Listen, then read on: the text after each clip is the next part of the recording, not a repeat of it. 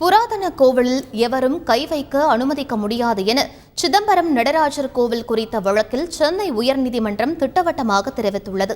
சிதம்பரம் நடராஜர் கோவிலில் எந்த அனுமதியுமின்றி நடைபெறும் கட்டுமானங்களுக்கு தடை விதிக்க கோரி இந்து சமய அறநிலையத்துறை சார்பில் சென்னை உயர்நீதிமன்றத்தில் வழக்கு தொடரப்பட்டது. இந்த வழக்கை விசாரித்த நீதிமன்றம் புராதன கோவிலில் எவரும் கை வைக்க அனுமதிக்க முடியாது என்றும் வேறு நோக்கத்தில் யாரும் கை வைத்தால் அவர்களை இந்த நீதிமன்றம் தடுக்கும் என்றும் எச்சரித்தது. மேலும் உண்டியல் இல்லாத நிலையில் கோவிலுக்கு வரும் நன்கொடைகள் எவ்வாறு கையாளப்படுகிறது என நீதிமன்றம் கேள்வி எழுப்பியது. அதற்கு வசூலிக்கும் தொகைக்கு உரிய ரசீது வழங்கப்படுவதாக பொது தீட்சிதர் குழு தரப்பில் விளக்கம் அளிக்கப்பட்டது. இதையடுத்து இது தொடர்பாக ஒரு வாரத்தில் பொது தீட்சிதர்கள் குழு விளக்கமளிக்க உத்தரவிட்ட நீதிமன்றம் டிசம்பர் 20ஆம் தேதிக்கு விசாரணையை ஒத்திவைத்தது. செய்திகளை உடனுக்குடன் தெரிந்து கொள்ள உடனே சப்ஸ்கிரைப் பண்ணுங்க.